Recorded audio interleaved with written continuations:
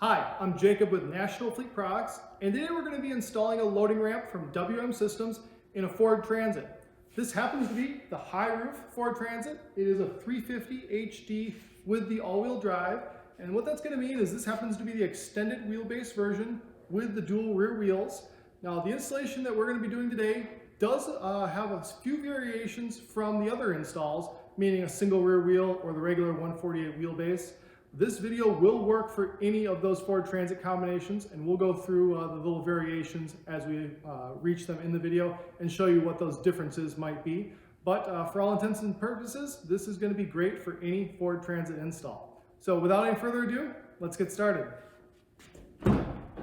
Okay, the first step is going to be to assemble the mounting plate. The mounting plates can come in two variations, either a single piece plate or a two-piece plate. In this application today, we have a two-piece plate, and we're going to be assembling it, joining those two to make it into one solid unit. You can see the two pieces here. There's a driver's side and a passenger side.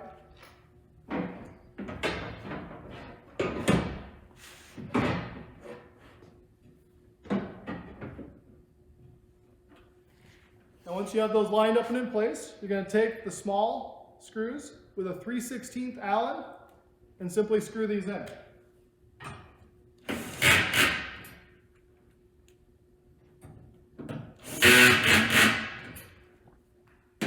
Next, we're going to talk a little bit about the variation in the vehicle floors and the different obstacles you might have as you go to assemble this product. The first thing to notice is this floor is completely bare. There is no factory supplied rubber or matting here or floor, as well as this van did not come with the rear factory plastic threshold piece. You should know that if yours does come with that rear plastic, that does need to be removed and that will not be reused. So you won't see that in this application, but we can include some photos and you'll notice it is marked in the instructions. The next thing you're going to want to think about is that flooring I mentioned. So if you have a bare steel floor, you're good to go. Continue on to the next step. But if you happen to have the rubber that is supplied from the factory with that mat, you have two options. You can take this plate and you can have it centered and located to where it's going to be installed. And if you were to take a marker and mark where the edge of this plate is, when you take the plate off, you could peel back that sound deadening insulation beneath the rubber mat, trim a portion of that rubber mat, and leave about a 1-inch piece that you can stick underneath the mounting plate and capture that so that it doesn't slide or slip as you go and traverse this part of the mounting plate area with, say, your cargo. You don't want that rubber mat to be pulling up or getting caught in your load. Now, alternatively, you might have a wood floor. If you happen to have a wood floor that's been supplied, it is best to cut and recess this plate into it. So similar thing, you're going to take the mounting plate, place it here as so, mark with a marker, remove this, and then cut that. I will recommend that you use, say, an oscillating tool or a multi-tool type saw. It does make for an easier cut and a better fit and finish, but you could use a standard circular saw as well. I do encourage you to call with any questions if there's any concerns. Given your unique circumstance, maybe you have something that's not being mentioned here. Again, please give us a call and we'd be happy to discuss it further. Okay, moving on, we're going to be centering and locating the plate and preparing to mark out where we're going to be drilling our holes. So the first thing I'd ask you to do is take some of these bolts that you're provided and you're going to be putting them right into this door jamb area here. There's a hole right in there provided, and that's just going to keep this plate from moving on you. And you're also going to want to take some tape. And I prefer to take a piece of tape and put it right across this leading edge, right in front of the mounting plate. Okay, the drilling begins. Remember, safety first, get some goggles. And you're going to be taking a 7/16 bit, and we are only going to be drilling 5 holes to start. So please don't jump ahead of me here. You're going to be doing these 5 that line the rear first. So let's begin.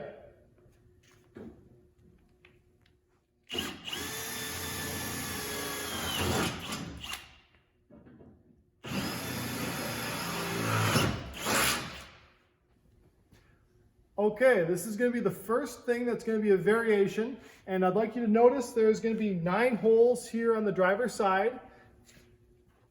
These 7 are used in the standard or the regular 148 wheelbase, and these rearward or excuse me, most forward, depending on how you're looking at it, these two bolts here, these holes, these are not used in the standard 148 application. However, as you recall, we are installing this ramp today in the extended wheelbase version of the Transit. And because of that extra long wheelbase length, we're going to use all 9 of these holes. So again, for clarity, 7 of these holes will be used and 2 will not be used on the standard 148-inch wheelbase Transit. But because this is the extended wheelbase, all 9 of these holes are going to be used. And we can start by drilling it out with that same 7/16 drill bit. So let's begin.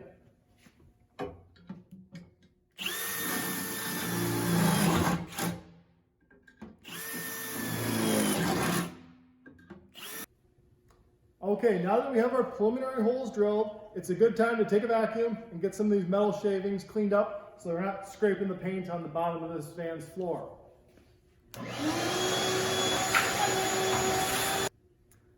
Okay, now that we've vacuumed up our work site here, we're going to remove these bolts that are holding it, just again loosely in the door jamb.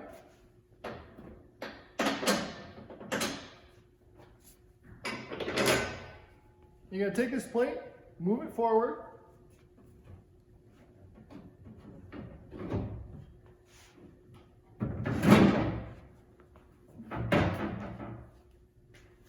And you're going to get back with your drill. You're going to put a 1/2-inch drill bit in there, and you're going to enlarge these 5 holes that were drilled across the rear of the van.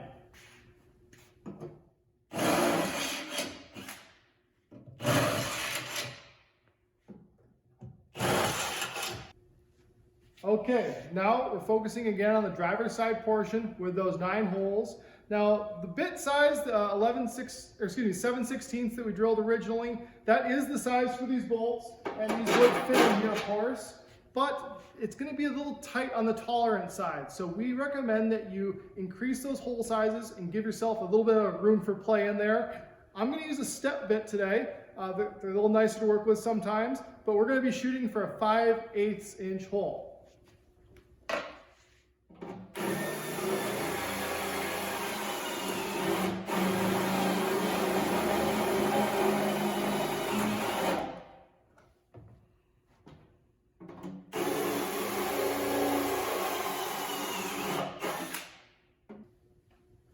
Okay, most of our drilling is done now, so it's another good time to clean up, and we're going to prepare to treat those holes with something to keep them from rusting and allowing water to come through. So, okay, now to treat the holes, there's a couple products you could use. We have a rust inhibitor primer spray that you could use. We've also been introduced to a liquid tape type product, and all of these are going to be great. If you have something you prefer to use, that would be fine as well. But you're going to want to go ahead and apply something to the bare metal here, again, to keep that rust from coming in. This all is prone to underbody spray, so it is something you want to seal up one way or the other.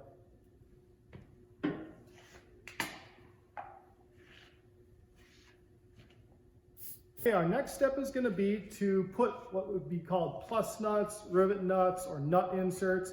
We're going to be placing 5 of these into this rear threshold where we drilled these 5 holes.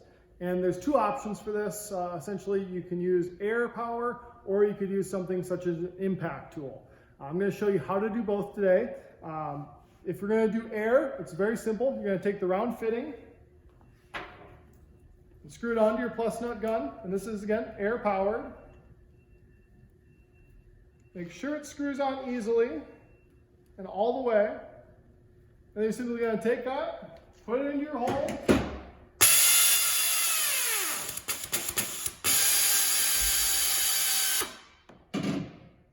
Just like that, it's in. And now I'd like to show you what we just accomplished. That plus nut has now been crushed on the back side, and it's providing threads. And you can see what this one looks like here up close. I'll unscrew it for you. You can see it's been bulbed on the back side, and that allows that fitting to stay in there and not spin. So what I'm going to show you next is how to accomplish this with an impact tool. So you're going to be taking a fresh one of these, and you'll notice that this one is slotted, and we are providing with the kit, this is your tool that you're going to use to affix it. It's been slotted on one side to match. And so by pressing those together, you then can take the bolt that is provided. You're going to put that in as so, tighten that down. Now it's all one firm piece. You're going to take that, put that in your hole here. Take some sort of wrench, whether it's a vice grip or just an adjustable wrench. Grab a hold of that piece of steel there. And now take your impact.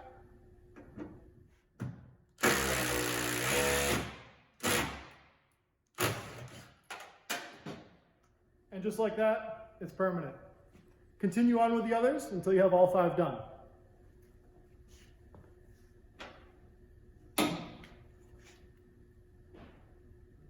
Now that our plus nuts have been attached to the vehicle, we're going to move on and go back to these nylon shims. And you might recall we're going to space these in between our lines of blue tape. And you're going to be using the provided E6000 to secure that. And I'd like to show you the mounting position and discuss some of the potential pitfalls that you might have in placing these. Starting on the driver's side, you'll want to notice and remember this was the 2-piece mounting plate. And where these are seamed together, there is a steel plate underneath here that you have to take into account. So meaning this portion right here, we're going to want you to place these little fingers on either side of that under plate here on the mounting plate, as well as when you come over to the passenger side, there's 2 mounting positions for the passenger side lock. Generally, you don't want to have these shims directly underneath because the screws do penetrate through the plate a little bit, and you wouldn't want to have them bottoming out onto the nylon shim. So what we're going to do is we're going to be gluing these on, and I'll show you a close-up of what this looks like afterwards so that you'll see where we've placed ours and what the finished product's going to look like. Okay, our nylon shims have been placed. I'd like to show you what that looks like and give you an idea of what it should look like in your project. So if you were to take a look here at the rear of the van, you'll notice on the passenger side, we have left room for our right side mounting shoe here for the bolts to protrude through. So you're going to place nothing there. And then we've just spaced these as so. If you happen to have a 37-inch ramp, you would want to leave this section open for those. Continuing across, leave the spare tire key area all alone and just place something on either side. And again, this is the point I mentioned where because we have a 2-piece plate, we have that little bit extra steel under there, we need to leave this open for clearance. And then of course, filling in all the way across to the driver's side. Now the thing I'd like to point out is what's going to go on over here. These can really be placed just about however you'd like. You can see here we have just placed them all around the bolt holes, and frankly that is because it is quick and easy. These are all still loose and we are not going to wait for those to dry. If you happen to have time, I would encourage you, there's a number of these large pieces that have been provided. You could glue those side by side here. Once they dry, you can put the plate on top and chase out the holes and bolt straight through them. We don't have the time today for that, as do most people, not have that kind of time to wait for it to cure. So again, this is just acting as a shim to keep the floor from compressing. It is not particularly structural or important that they are used in, say, a fashion like a washer. They just need to be relatively close to where all those holes are going to be. And of course, you can cut these larger pieces down to size and fit them wherever you might need them. So again, this is roughly what it should look like when you're completed. And next, you can go ahead and pull this blue tape, and we're going to show you how this mounting plate attaches to the vehicle next. Okay, next I'm going to show you how to place the mounting plate. And the first step is you're going to be removing 2 plastic covers here to make room for the plate. On both sides, simply just press down, and this plate will fall out just as so. And set that one aside. Over here, you can see there is a light button that's been integrated. So this one's just going to pop off and hang loose there, and that is just fine as well. Take your mounting plate, move it towards the rear.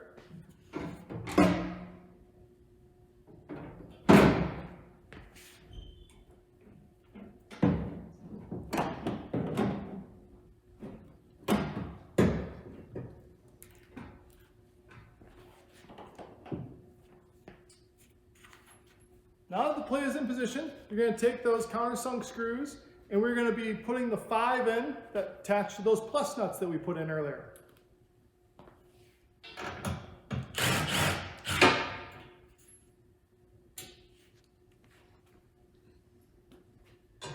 Next, we're going to be pulling the wires off the little mounting post on the inside of that door jamb area, and we're going to be putting 3 bolts in the door jambs, 2 on the passenger side and 1 on the driver's side. I'll show you guys how that looks right now. Just get a flathead screwdriver you can get in here, you can see where the clip is on these, and you just want to pull that clip back and get these wire harnesses loose so you can get your hand in there and get some nuts on bolts. And go ahead and take your bolt, get a washer on one side, washer on the other, slip that bolt in, get that washer in there, put that nylock nut on.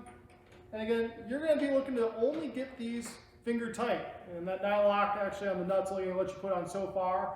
So again, just get all the bolts in, two, one on this side and one here on the back side of this corner.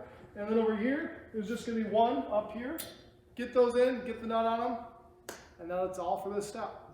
Okay, next up, we're going to be on our backs here underneath the vehicle. You're going to take the supplied underbody mounting plate. And I do want to mention this underbody mounting plate is specific to the extended Ford Transit version. It is larger. It only goes up into the cavity one way. And what we're going to be doing is we're going to be marking where we're going to be drilling under there. And you'll see there is one bolt hole provided here on the side of the mounting plate. We're going to be marking where that bolt hole is going to be into one of the cross members here underneath that attached to the frame rail area. So you're going to take this mounting plate, you're going to put it up underneath, you're going to line it up with the 9 holes that you've drilled through the floor, and you're going to take the marker and you're going to mark where you're going to be drilling your next hole. And we'll show you what that looks like here right now. Okay, now again, you're going to get this plate up in here, and you're going to try to line it up as best you can with the holes that you've drilled through your floor. Make sure you're going to be able to get your bolts all the way through there and whatnot.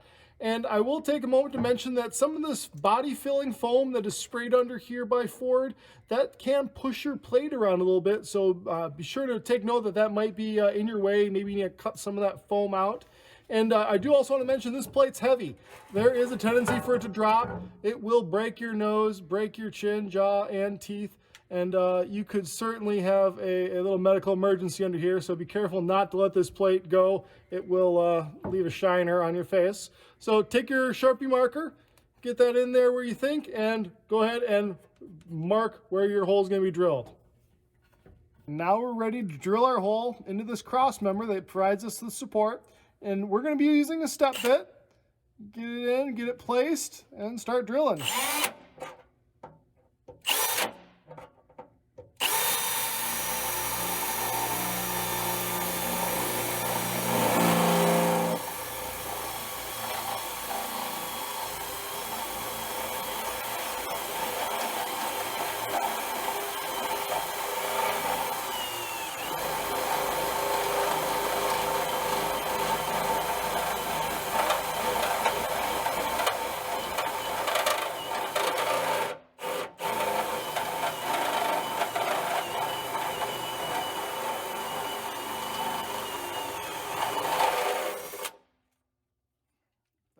Okay, now that we have our hole started, we've got a hole on this side of the frame rail cross member, but we still need one over here. And we found the easiest way to do this is to take like a 1/2-inch drill bit, get it up and in there, make it turn, and now try to get that hole as straight as you can and start firing away.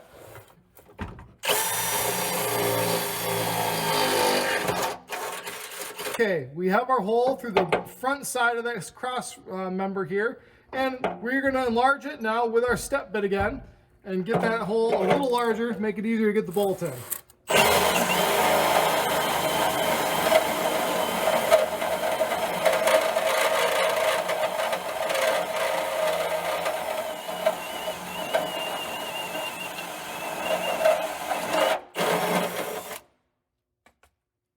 Okay, now that both our holes on both sides have been drilled, we're going to go ahead and just hit it with some of this Rust-Oleum rust inhibitor. Okay, moving right along, now that we have that hole drilled underneath in that cross member, we can go ahead and start assembling these two mounting plates together. So at this point, you're going to want to have a second set of hands, more than likely. That person's underneath, and they're going to hold that mounting plate up there for you, and they're going to put the washer and the nut on for you. So from above here, I'll show you what it looks like. You're going to take your bolts, get a washer on there, and start slipping all 9 of these in this case. Remember, if this was a standard 148 wheelbase, we would only be doing 7, but because it's the extended version, we're putting 9 in.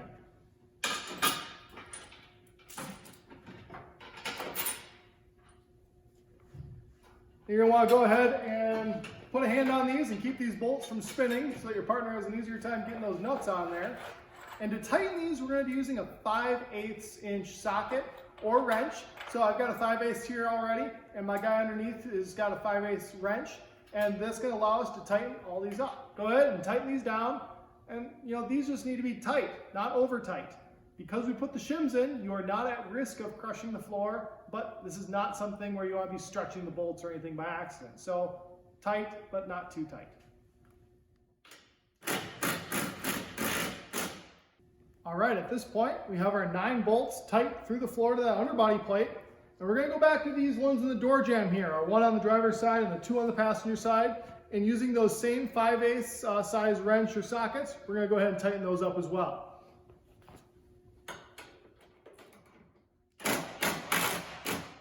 Okay, now it's time to start putting this van back together.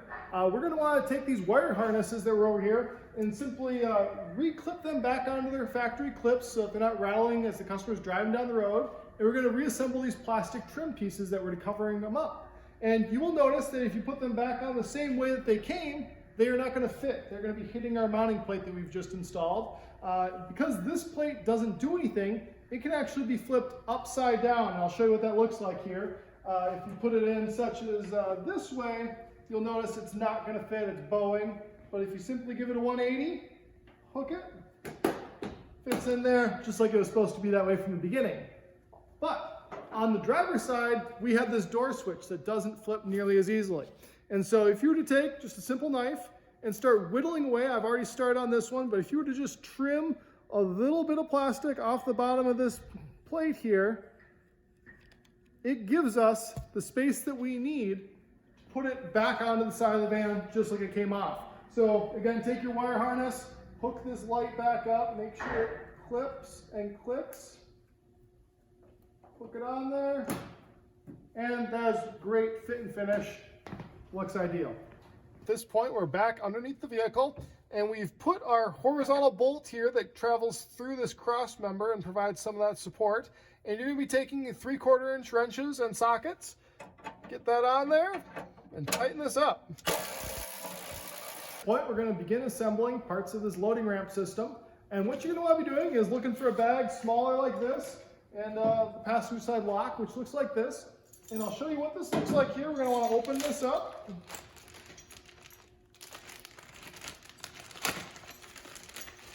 And you're going to be given a couple items. First is the mounting shoe. And again, there is 2 placements for this mounting shoe. If you had a 37-inch wide swivel ramp, it's going to be mounted here. And if you have a 47-inch wide ramp, it's going to be mounted over here. And we happen to be doing a 47-inch wide ramp, so we're going to take this plate, and we'll be placing it right there. Now the other hardware in here, I'll show you. You're given a black handle. In this example, I'm going to use the left hole, but you'll notice later on it's moved to the right hole to provide additional clearance for the passenger side lock. This will be unique to each install, and proper placement will depend on clearance. And so that just barely protrudes through here. And one thing I want to point out right away on this is this black handle actually has a little bit of a ratchet feature, where if you can lift up, you can move it. And I'll show you why that's going to be important here in a minute, but I wanted to make sure that everybody's aware of that right away. So again, let's get this in position. And in our bag of hardware, you'll have a number of 13mm bolts. So grab a 13mm wrench, and you're going to be taking the shorter bolts. There's 4 short bolts and 1 long bolt. Pull those aside and just start with the shortest bolts first. Again, there's 4 of them. And this has slotted hardware here, so this can have a little bit of movement. Go ahead and just get these nuts and bolts started. I'll show you what this looks like. I'll give you a close-up here in a minute. So I want to point out there is a longer bolt and just a nut provided. And if you were to simply get that nut onto this longer bolt that came provided in the package, again, this is a 13mm, take it like that.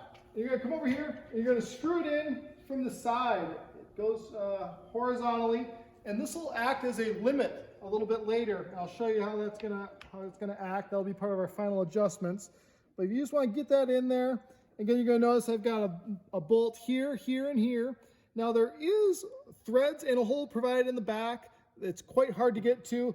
Generally, we think that these 3 are more than sufficient and that this 4th one can be used as an extra. If you've got the ability, you can surely get that in there, but it is not required. So as this sits, this is perfect. And just to show you how this is going to look, this passenger side lock here that grabs the ramp slides in like so, and this black handle is providing positive pressure.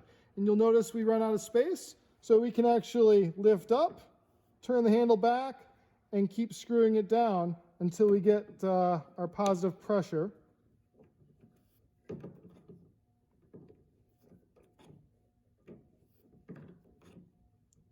There we are, and now it's locked in.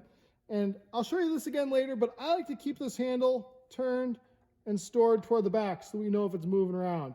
But again, you'll notice this is loose in here, and that's okay. We'll come back and tighten this up here in a minute, but for now, this is good, and then we're on to the next step. Next, we're going to prepare to get the ramp standing up and in. We're getting very close to mounting the actual ramp itself. Take a look at the next bag you've been provided. You'll notice it's got like a yellow block in there, a yellow nylon block, and some metal pieces. Get these out, and I want to show you just where these end up getting placed before we actually do it. So you'll notice this nylon block here, that's going to go on the right side. That'll end up bolting right into there. And we're given another one here, just a flat piece of metal.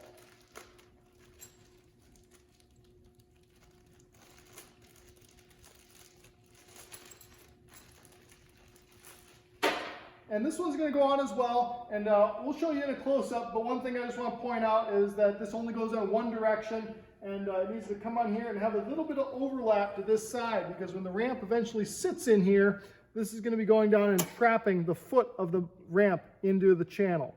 So again, these both will end up looking like this here in a minute. And once we get the ramp up and in, we'll show you how these actually get assembled. But again, these are going to be the parts that you're going to need ready to go next. We're going to be ready to stand the ramp up into the vehicle. And as you can see, we're using a forklift today to bring this up to the height, and we're going to then be tipping it up. What I want to tell you first though is we like to get this lock out of here. So where we left off, this was just sitting in here. Go ahead and take that out and set it just to the side. And when you're standing this up, the goal would be this nylon bushing here should rest into the cradle where that lock would have normally gone. And again, your goal here is just to manage the weight, get this standing up inside the vehicle. And what you're going to want to be careful of is over here on the driver's side, your whole spring assembly is over here. This is not something that is intended or meant to be grabbed to lift. You're going to want to reach all the way underneath and grab the second leaf here, the leaf that's on the underside of it. And that's because if you were to grab the spring here, as you go to lift up, the weight from that leaf will open the ramp, and it'll all of a sudden become very unwieldy and hard to move. So this could be a two-person job, depending on how strong they are, maybe three if you don't have access to a forklift. These ramps are heavy. This is going to weigh north of 200 pounds. Again, you're going to want to grab underneath and lift when you go to stand, and we'll show you what that looks like here in a minute. All right, let me show you how we get this ramp stood up here. So we're going to slide this as close as we can get it. And then we just simply lift up.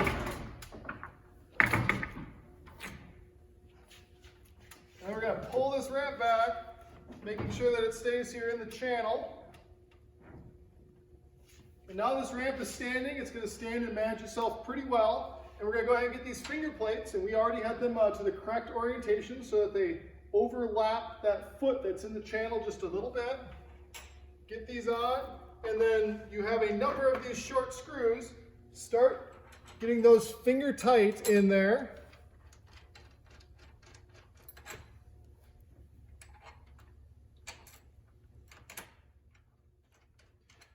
Again, remember the nylon block is going to go on the passenger side or the right side of this, and get a few screws in there as well.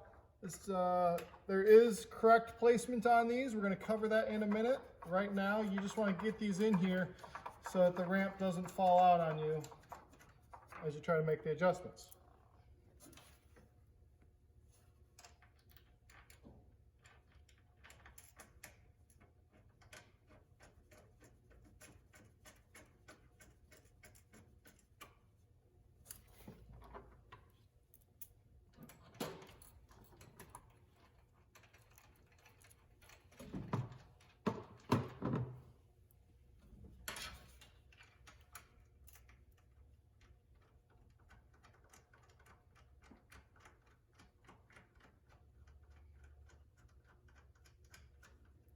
Okay, all our screws are in, finger tight, just barely tight, and we'll still then be able to move the plates themselves as well as the foot within the ramp to make some final adjustments here.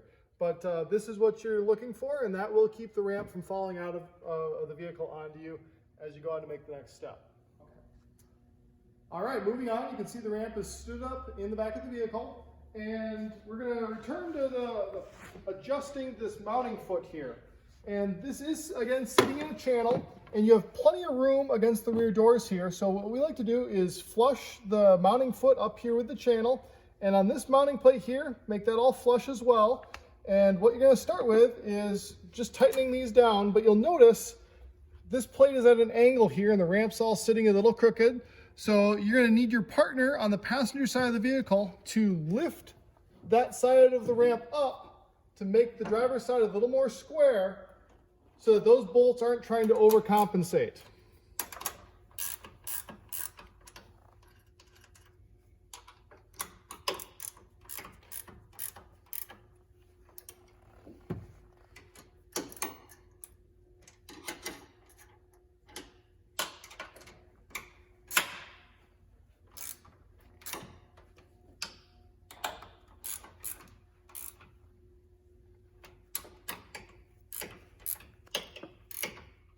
Okay, we're getting these down tight, and that is going to hold that foot of the ramp in there for us.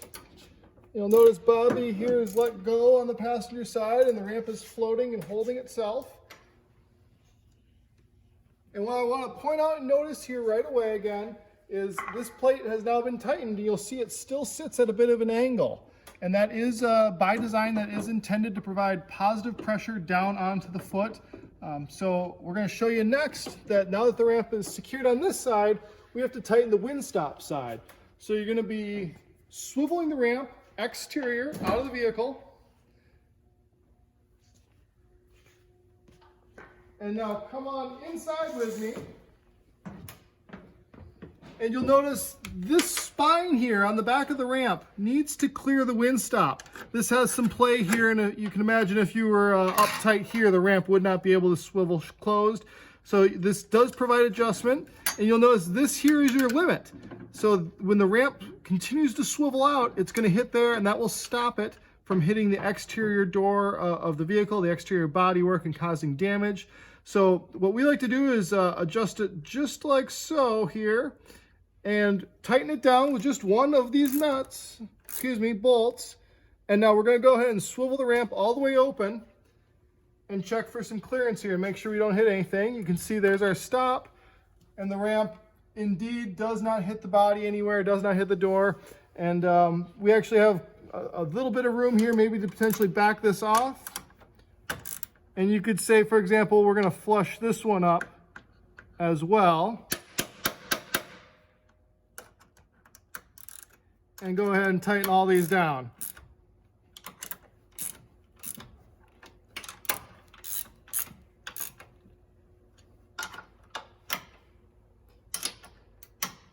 And again, now when you flip that yellow block forward, the ramp won't close in the wind by accident.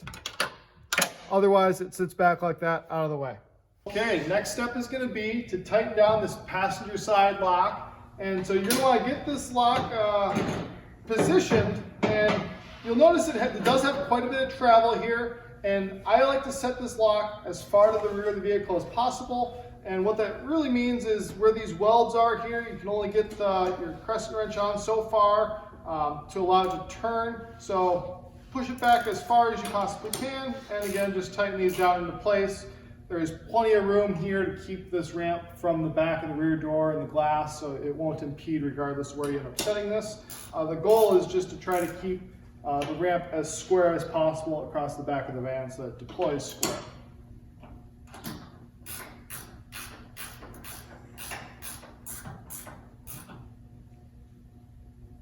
Okay, we've got these three tightened down. I want to go ahead and now put this passenger lock back in and turn the black handle and lock that in there. Now, you're going to be closing the ramp. you want to make sure to lift this handle. We're going to talk more about this later, but this is not intended to be pushed or slammed through. So go ahead and lift that, put that ramp away, up and stored, and now we're going to begin some adjustments. Pay attention, this is the final couple steps we're going to go over here. We're going to talk about the first of our adjustments. This adjustment is going to deal with the pitch of the ramp, with it leaning forward and backwards in the van. And you'll notice here the upper corner, if we were to swivel this all the way out, is likely going to make contact with the body, scratching the paint on the body. That is not something we want to see. So there is an adjustment to handle that, and it will need to be done on most installs. What you're going to do is you're going to close the ramp here.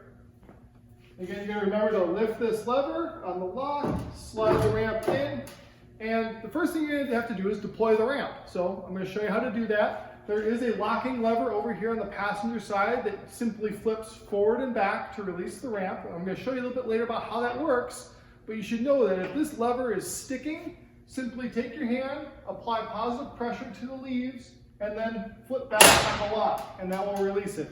Generally, it's the tension that's grabbing that two leaves together that's putting pressure on there. If you relieve that tension, this will move easily. And what you're going to do is take both hands, grab a hold of both these handles, deploy the ramp. The ramp is down, and it will expose our two rubber bumpers that are the adjustment feature. And so you're going to take your 13mm wrench, and this rubber bumper is right up here at the top of this blue metal fixture, and you're going to break the nut loose on there. Spin this out.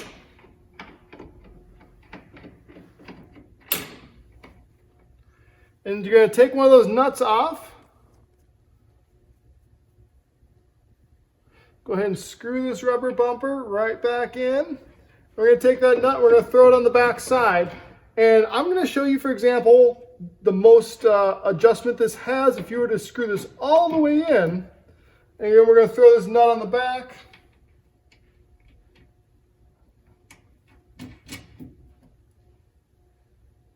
Now, very quickly, I'm going to point out to you the same rubber bumper exists on the passenger side. We're going to adjust that one later. This one can just be left as is. But if we were to come down off the vehicle now, and if we were to store the ramp, and I like to do this one-handed, that is what it's all about. So go ahead and put the ramp back up. You can even see right now just how much more dramatically it's leaning into the vehicle. Go ahead and lock the ramp. Swivel it open, and you will see just how much more of a pitch this has. It is now probably 3, 4, 5 inches away from that body. There's plenty of clearance. Now this does, of course, impede further into the body, into the storage area of the vehicle. Your customer might not want that, and so that rubber bumper could be adjusted back out to push this ramp a little bit further back. That is all going to be up to the end user or your judgment call as you're adjusting this ramp for the customer. Really depends on if you have shelving or other items going on in there. But this does not need to be leaned all the way in. It is being leaned in to facilitate this clearance up here in the corner. And if you had clearance issues with your rear door, it would be getting it away from the rear door. But we'll show you a little bit more here as we go on, and you'll see how it comes together. Moving on, we're going to be adjusting the drop or the rise of the ramp depending on how this ramp is sitting. So you'll notice that if I release this ramp and pull it out, it actually goes down. It sinks down. It doesn't hold its weight, so that when you go to store it, it actually has to use the little bit of a lock ramp to push itself up. We want that to maintain its weight. When it swings out, it should be holding itself. And there is an adjustment for that. It's adjusted on the driver's side over here. You will need a helper, a second set of hands. And what you're going to do is you're going to simply swivel this out just a little bit. They're going to come over here, say grab underneath and lift up and take the pressure off the driver's side so that you can work over there. Some people like to grab here and say lift like this, but it is going to take a couple minutes and willing to lock their arms as they help take the pressure off on that side. And the tools that are going to be required is going to be 2 13mm wrenches and a 6mm Allen. And what you're going to do is, if you come over here with me, I'll show you what this looks like. Down here on the driver's side, you have 3 bolts and nuts that protrude through here. This is a slip plate, What you're going to want to do is you're going to want to put your 13 millimeter wrench on these three, and you're going to want to loosen them by about a thread or a thread and a half, okay? And why that's important is after we loosen the nut, we're going to go over and we're going to loosen the bolt and draw the bolt to the left a little bit. And that's because this plate right here is a threaded plate, making this nut a double locking nut. And so again, what we're going to do is we're going to take our wrenches, get one on there, break this bolt free.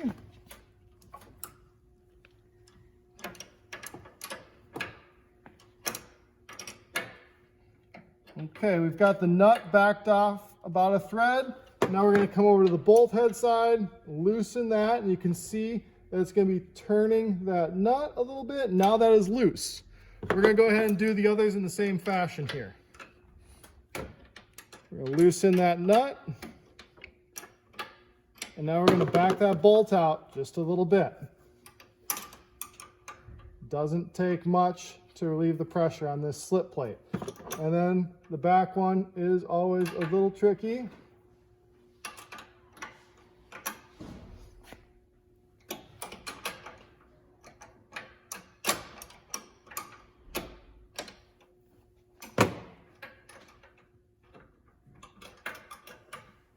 Sometimes easiest to access from the back.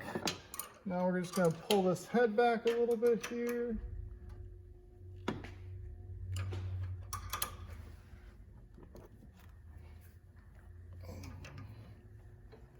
There she be. That one was tight.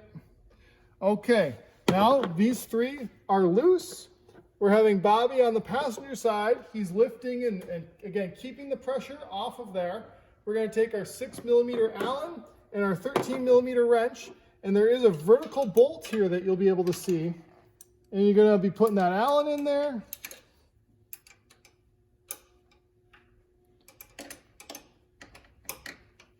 Bobby, close it just a little bit. There we go. Now I have the clearance. And so that Allen's in there, the wrench is on here, and you're just going to be simply tightening this bolt. It doesn't take much. We're going to start with one thread, we're going to let go, and we're going to have Bobby over here release, and that bolt will hold the weight. You don't need to retighten all three of them. That single bolt will hold it. You're going to come over here and you're going to check. You're going to lift this lock and see. It's still using some of that ramp. We don't want that. So we're going to go over here and we're going to adjust it just a little bit more. So Bobby's going to lift. We're going to give it one more thread.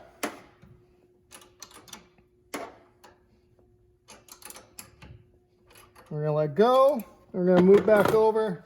And we're going to check ourselves. And look at that. She's floating perfect. Slides right into place without having to use any of that ramp.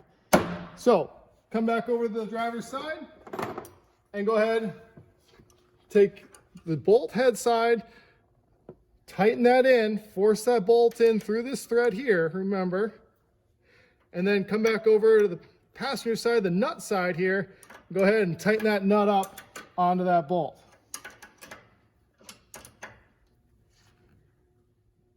Do that for the remaining two, and this thing's not going anywhere.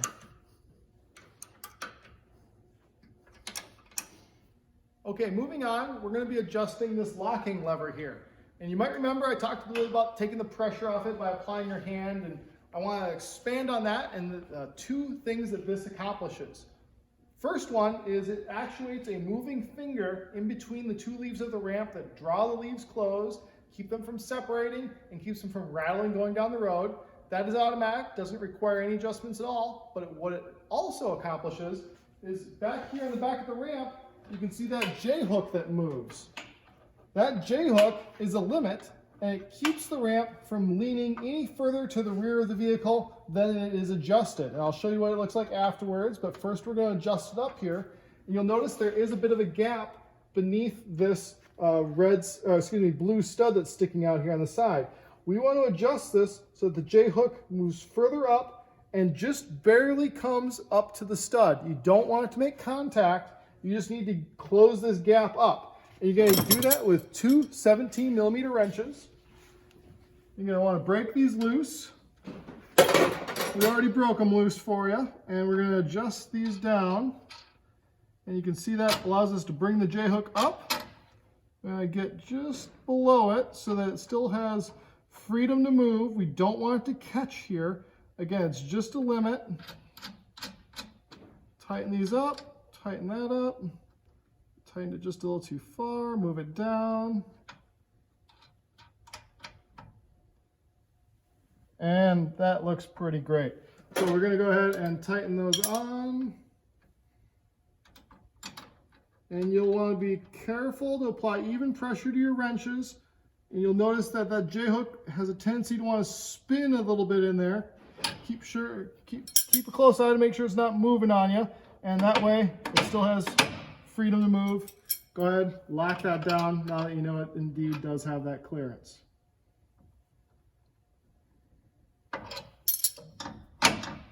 Perfect.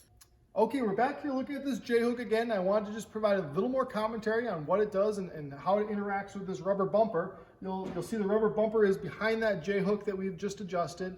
And what's important to realize is that rubber bumper is adjusting that pitch of the ramp forward and back. And as that adjusts, this distance on the J-hook would adjust. So that's why we did the rubber bumper first and then this J-hook.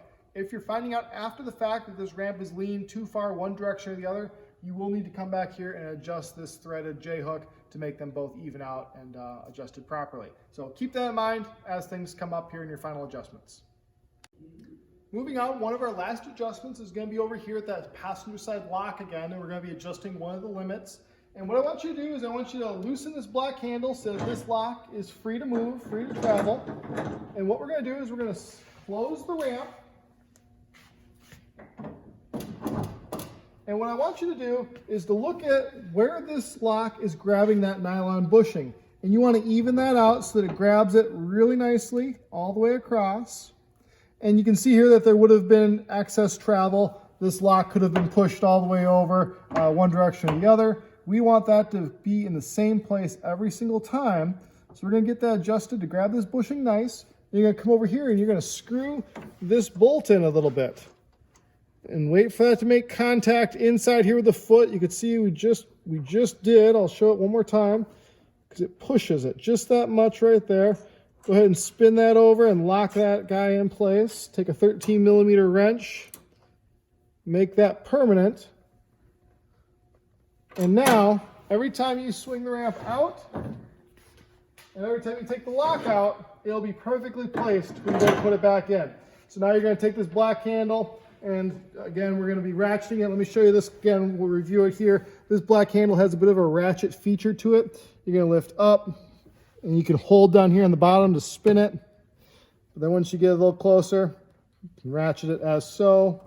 And I like to spin it to the back here, and that lets you know that it's not moving or walking around on you. Get this tightened down, and now you can shut the ramp. We are nearly done with this project. Okay, one of the last steps is going to be up to your choice a little bit on how you want to have this fit and finish be done at the very end. We do provide a trim plate. It's a 5-bar diamond plate. It is an aluminum sheet here. And the important thing to know is on the Transit, your spare tire key is right here. You need to maintain access to this in case you're looking to change your tire. And so this trim plate cannot easily be permanently affixed. If you'd like, you can modify it so it is permanently affixed. What we'd ask you to do is to cut a hole right here into this so you maintain that spare tire access, and you could rivet it down if you so choose.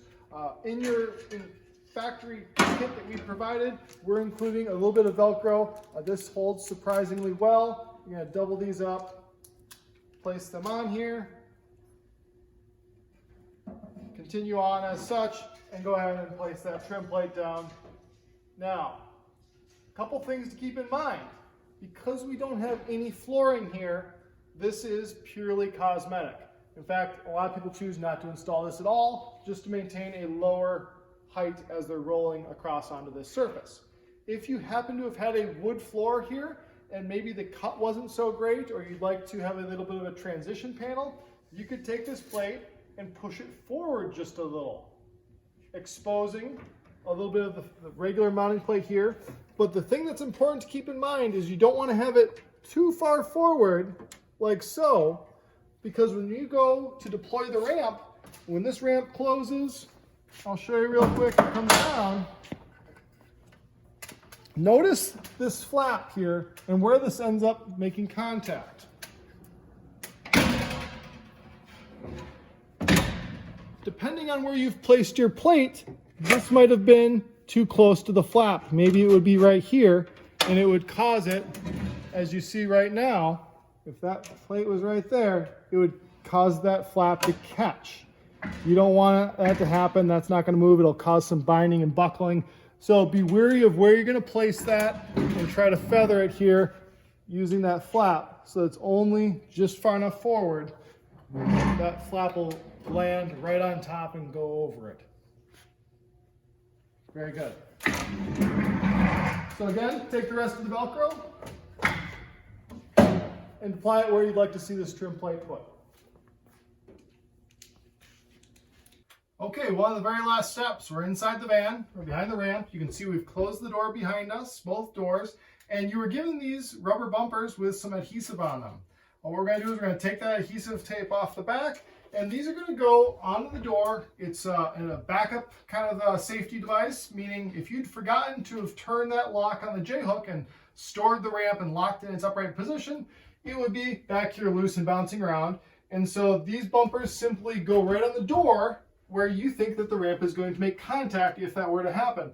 And it's going to be these side rails here in the back that would make that initial contact. So match up where those would make travel to and go ahead and just put the bumper right there where you see. Now you'll notice the ramp right now can't travel any further than that. It'll never make contact with it. That's the extent of its movement. But again, if it wasn't to have been latched properly, somebody forgot to, this will be the backup to keep it from hammering against the door as they go down the road. Just like that. Now, we are nearly done. There's one last thing for you to take a look at while you're in the vehicle here. As you recall, we only adjusted the rubber bumper on the driver's side. We left the one over here on the passenger side.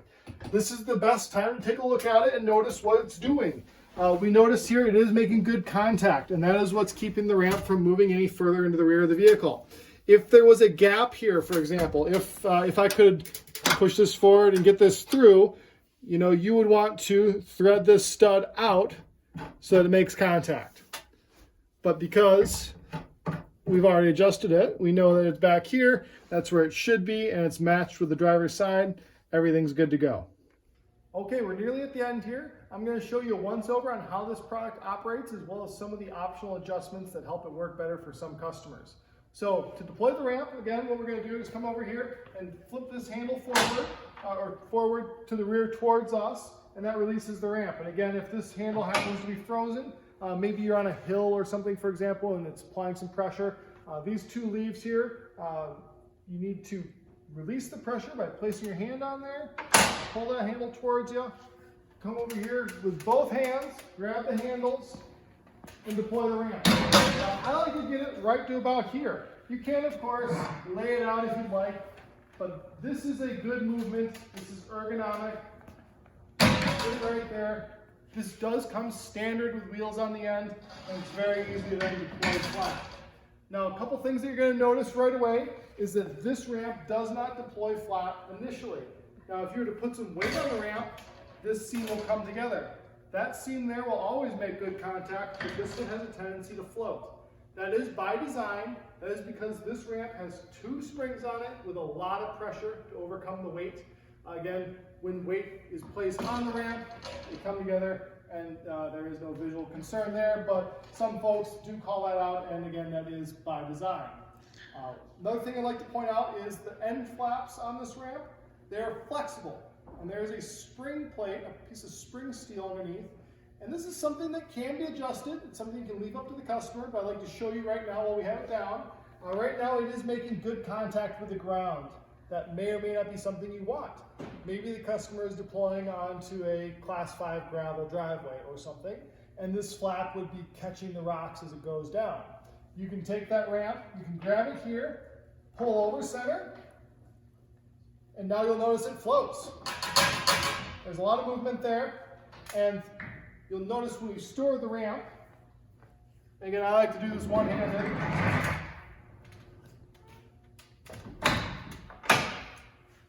The two spring flaps do have a tendency to touch sometimes. And one of the common complaints that we get is that the ramp can have a little excess rattle to it. This is commonly the most typical example of where that rattle is going to be coming from. And so what you just want to do is the same thing we did when it was on the ground, is separate these two flaps. Make sure they're not together touching each other. And you can bend either one in this manner, so you maybe bend them both the same amount instead of bending one further than the other. And that'll just keep them separated going down the road. All right, guys, there is another thing I'd like to point out to you.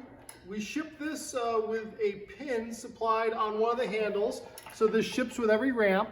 And the idea of this pin is to go into the hinge. And so you can pin the hinge, and that will keep the ramp from folding up. And this does not need to be used every time you're going to use the ramp. You'll find certain loads, maybe heavy loads, hit the ramp and might cause it to want to fold up. In that case, you want to use it. But by and large, you know, whether you're loading a motorcycle or using a two-wheel dolly, this isn't going to be required. But where you for sure want to be using it is when you're using it, say, as a plank, say, trying to be horizontal. So, for example, you could take this and maybe put some sawhorses beneath it and make a level surface here. Some people that are in the van life world would want to call this their deck or their porch. Guys that are using it for motorcycles or dirt bikes might put their bike on here and do some work on it instead of having to work on it in the van. But oftentimes, people would also like to go up to a loading dock. And when you're going to a loading dock, that's another good time to put a pin in the hinge just to keep this ramp from wanting to fold up on itself. There are a lot of things to keep in mind when going to a loading dock. In particular, your sweet spot here is only a couple inches to where this ramp can make contact and not be sticking up into the air like a plank would on that loading dock. And I will tell you right away, the number one rule when going up to a loading dock is to set the parking brake so the vehicle doesn't roll forward on the transmission, causing this to fall off the dock and a big accident. So it is intended to be used in that manner though, so we do encourage going up to a loading dock. And you can get an idea roughly what that angle would be here. But again, only one pin is supplied and it only needs to go in one of the hinges just to keep the ramp from having a mind of its own. Again, this ramp does have a 1,500 pound capacity. It is quite conservative. We encourage you to use the entire amount, and it can be, that capacity can be maintained when you're using it in a plank or an over-center type fashion. So a lot of flexibility here depending on what the customer might be looking to use it for. To provide a little bit more information on this ramp, this is a 47-inch wide, free and clear, 126-inch long with a 1,500 pound capacity. This ramp happens to have an external swivel standard. Internal swivel is optional. We're going to show you what that looks like in the next couple steps here, and if that does apply for your situation, pay attention. We'll talk about that portion of the install next. All right, the next thing I'd like to cover is a little bit more information on the swivel feature of this ramp. All these ramps that swivel are going to swivel external. By definition, they have to go one direction, right? So external swivel is standard, and again, that's simply just like this. But where the confusion can end up is what happens with the internal swivel, right? So that's really easy to add, and oftentimes, in fact, people add the internal swivel after the fact. So let me show you what that involves, and I think you'll see what I'm talking about. But what you would do is, again, going back to this black handle, you would spin this and release the passenger side lock here, get this out of the way, and now, boom, you have internal swivel, just like that. So again, while the external swivel is standard, we consider the internal swivel optional. And so this would mean if you want, you can swivel this in. You might be at a dirt bike race and you want to sit on your bumper and enjoy the day. You can have that ramp interior swiveled and it can sit like this. However, you can't have it sit like this while going down the road. It would sit there and torque on itself, and so it does need to be supported. So if you're looking to have the ramp stored interior and out of the way on a more permanent basis, maybe you're only going to use it a couple times a week and you want to have it out of the way more often than not, what you're going to be doing is purchasing an extra lock unit. So it'll be the exact same lock that you have on this passenger side here. You'll purchase another one that'll go inside near the wheel well, and that'll support it to keep it from rocking going down the road. So next, I'd like to show you what that looks like and where that placement is, so you have an idea how much space that takes up inside the van. Okay, we're inside the van here, and I'm going to talk a little about the internal swivel placement. So down here, I've placed where the passenger side lock is going to go. And first thing we should talk about is the width here in between the wheel wells. This is the dual rear wheel option. So we have 44 inches in between the wheel wells. And the important thing to notice is how much space this is going to take up from that wheel well. You're going to lose, let's call it 10 inches there, meaning you're going to get down to roughly 35 inches or so on free and clear width that you can still move between the ramp and the wheel well. And what I'd like you to notice is this lock, where it sits here, you're simply bolting through the floor. This customer did not go for this option today, so I don't have the chance to show you, but you would be drilling through here and bolting through bolting or using plus nuts. And again, just securing this passenger side lock so that this can travel safely down the road and be supported. But what I'd like to do next for you, and I'll just show you what this looks like here. We'll swing the ramp out, get this swiveled out, and one common thing I like to make people think about is, this has now been bolted to your floor theoretically, and while the the passenger side lock is removable, this mounting piece would stay here. And I like people to think about that as how they're going to be laying out their van. This could be considered a bit of a toe banger. It could be considered in your way. And certainly if this was in there on a more permanent basis, that is going to be sitting like that in your van all the time. So this interior swivel, it is nice for the people that want to get the ramp out of the way more often than not. But you got to think about how you're laying out your van and what you have going on in this area of the vehicle. Now, one thing people like to ask about is, what happens if I went with a narrower ramp? Would you be able to get it behind the wheel well here? And that's a good question. We're going to cover that in the next section of video here, so stay tuned. Okay, we're still in the van here, and what I'd like to highlight next is what the placement on the interior swivel lock looks like on a 37-inch wide ramp. So if you look here with me, previously that lock was sitting right about here for the 47-inch, and we've moved it. I've done some calculations. This is about where that passenger side lock would end up if we were to have a 37-inch wide ramp coming in here. And it's important just to see here that this lock doesn't in fact fit behind the rear wheels. You cannot sneak the ramp and hide it better back over here. It's always going to kick out a little bit to some extent. And again, keep in mind this is all specific only to the dual rear wheel extended version of this Transit. Next, I'd like to talk a little bit about just some of the dimensional features on this ramp and how much space is really taken up by it. So I'm just going to give you a few measurements here for a rough idea. People are always asking, can I hand through an extension cord or a small package? And I want to give you an idea on what the dimensions of opening are on either side. Over here, on the lower portion by the spring, we've got about 4.5 inches or so where we can reach our hand through here. If you were to go up higher where there's less stuff in your way, you might be talking up to 7 inches. On the passenger side here, it gets a little bit tighter. At the very narrowest, we're talking 3.5. As we get up a little wider here into some of the other parts of the body, maybe 5 inches or so. But again, could you hand an extension cord through here? Absolutely. Not much more than that though. So let me swivel this open, and then we're going to talk a little bit about some of the mounting positions and how much space that takes up. So if you were to follow me up here, I'll show you what these two look like. Let's start on the driver's side, and you'll recall where this mounting plate went in here that we installed. Let's measure off the back of this pillar for our constant, and you can see that this mounting plate is going to come in 10 inches from the back area there. And it is important to note that if you have shelving units or something, this could slide underneath that shelving unit. Something could sit on top of here. But let's go ahead and do this side next, and then we'll shut the ramp and do some interior measurements. I'm going to call that one, let's call it 3 inches or so. I think that's being a little generous, maybe a little overkill. But again, pretty close to the rear of the door here. It doesn't take up too much cargo space. So let's jump up in the van here with me, and we will shut the ramp. Let me shut the doors behind myself as well here. I'll follow you guys in.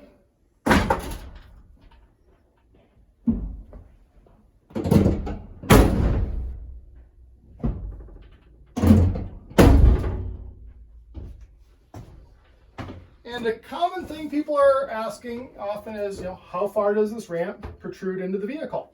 So if you were to measure off where the doors are closed, you come up here. The way we've adjusted this ramp to sit forward, this one's coming to about 10, 11 inches or so into the vehicle from the rear doors. If you were to measure over here on the side walls, you're talking at most 14 inches right now. And that would be the same on either the left or the right side of the vehicle. And lastly, what I'd like to come down here and highlight is this rear spine to the ramp where all the spring action comes together. That does protrude a little bit as well. And if we were to say, we're going to call that about 3 inches from this back area here, that's all the further. So again, you could have shelving come right up to here if you so desired and butt it up right against the ramp as if needed. Again, just wanted to give you some real life measurements of what this looks like inside the van and how much space you're going to lose. So thanks for watching.